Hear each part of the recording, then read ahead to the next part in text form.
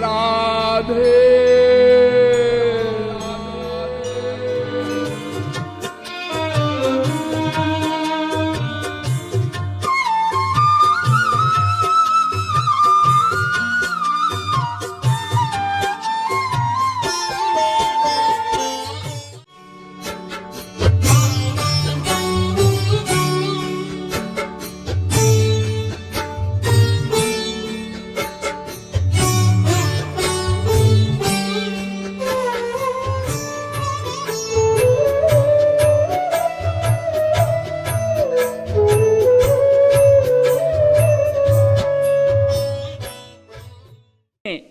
कि हमें जो ये मनुष्य शरीर मिला है, इसका मूल्य क्या है, इसकी महत्ता क्या है, इसकी इंपॉर्टेंस क्या है, तो हम लापरवाही न करें जैसा कि आज तक करते आ रहे हैं। अनंत जन्म बीत गए, हमें अनंत बार संत मिले, उन्होंने हमें समझाया कि ये मनुष्य शरीर भगवान के भजन के लिए ही मिला है। हमने सुना, लेकिन ठीक ठीक माना नहीं, इसलिए लापरवाही की, इधर से सुना उधर से निकाल दिया। तो जब गरुड़ जी ने प्रश्न किया काकभुशुंडी जी से कि सबसे दुर्लभ देह कौन सा है, तो काकभुशुंडी जी ने उत्तर दिया, नर तनु सम नहीं कवनि उदेही, जीव चराचर याचत जेही। मनुष्य शरीर के समान और कोई शरीर नहीं, और चराचर जीव इस मनुष्य शरीर को चाहते हैं। ध्यान दीजिए, चराचर जड़ चेतन जितने भी जीव हैं, सब इस मनुष्य शरीर को चाहते हैं। उसमें स्वर्ग के देवता भी आ गए, जिनकी हम उपासना करते हैं, भक्ति करते हैं, वो स्वर्ग के देवता भी इस मनुष्य शरीर को चाहते हैं। दुर्लभम मानुषम जन्म प्रार्थ्यते त्रिदशैरपि। ये मनुष्य शरीर इतना दुर्लभ है कि प्रार्थ्यते त्रिदशैरपि। त्रिदशैरपि माने देवता भी प्रार्थ्यते, प्रार्थना करते हैं भगवान से कि महाराज हमें ये मनुष्य शरीर दे दो। आदि जगत गुरु शंकराचार्य जी ने बहुत सुंदर लिखा कि मनुज देहमिमं भुवि दुर्लभम समधिगम्य सुरैरपि वाञ्छितम् विषयलं पटतामपहाय वै भजत रे मनुजाः कमलापतिम्। मनुज देहमिमं भुवि दुर्लभम। ये मनुष्य शरीर संसार में अत्यंत दुर्लभ है। समधिगम्य सुरैरपि वाञ्छितम्।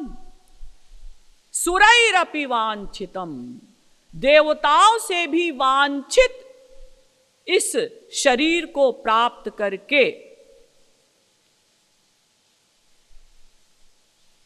भजत रे मनुजाह कमलापतिम। ऐ मनुष्य, भगवान का भजन कर और देवताओं से भी वांछित इस शरीर को प्राप्त करके अगर तुम भगवान का भजन नहीं करोगे तो तुम्हारी गति क्या होगी? इसका उत्तर भी आदि जगत गुरु शंकराचार्य जी ने ही दे दिया कि पुनरपि जननम पुनरपि मरणम पुनरपि जननी जठरे शयनम इह संसारे खलु दुस्तारे कृपया पारे पाहि मुरारे भज गोविंदम गोविंदम भज मूढ़ मते। अगर ऐसे शरीर को प्राप्त करके भी तुम भजन नहीं करोगे तो तुम्हारी यही गति होगी कि मां के पेट में उल्टे टंगो,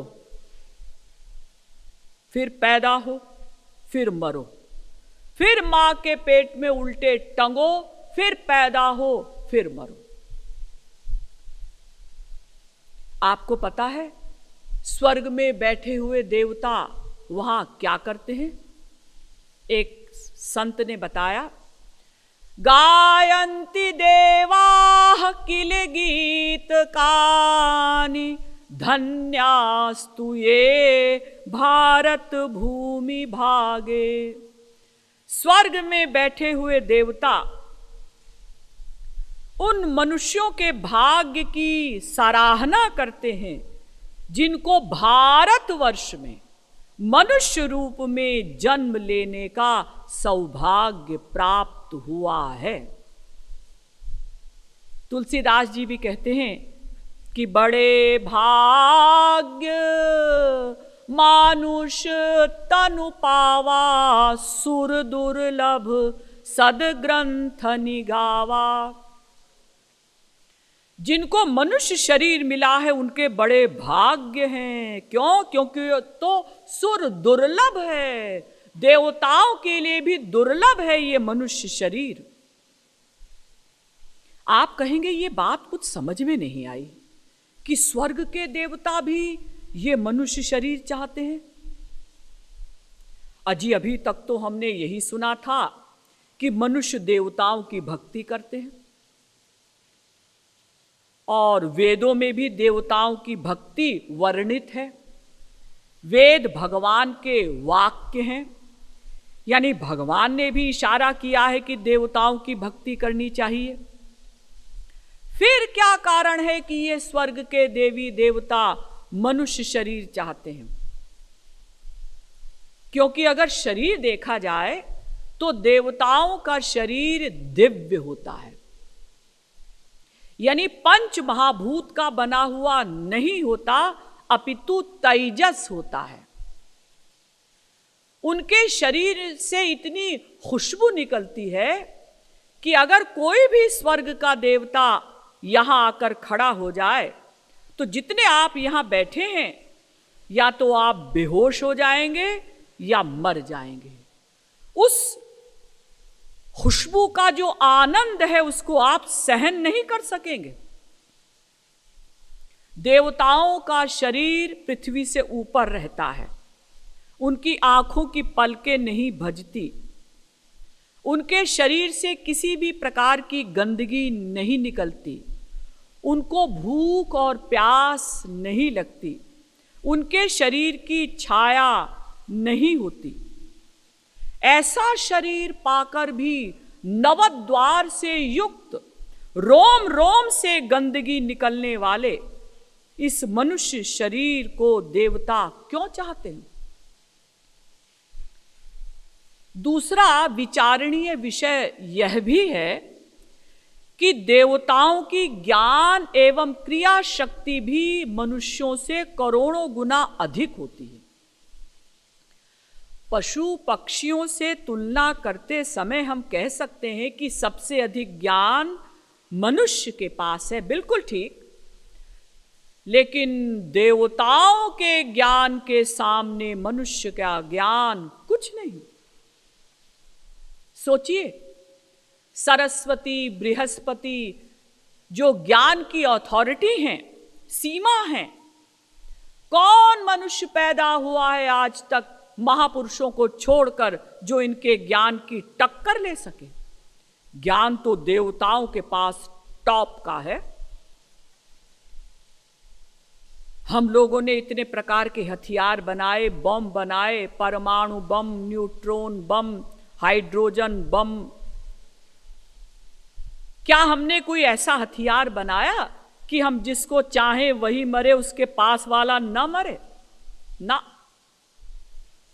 लेकिन देखिए देवताओं का ज्ञान, उनके बड़े बड़े अग्नि बाण, वायु बाण हजारों लोगों के पास से टेढ़े मेढ़े होकर चले जाएंगे, किसी को छुएंगे भी नहीं, जिसको मारना है उसी पर जाकर लगेंगे। तो ज्ञान तो देवताओं के पास टॉप का है। फिर क्या कारण है कि ये स्वर्ग के देवता मनुष्य शरीर चाहते हैं?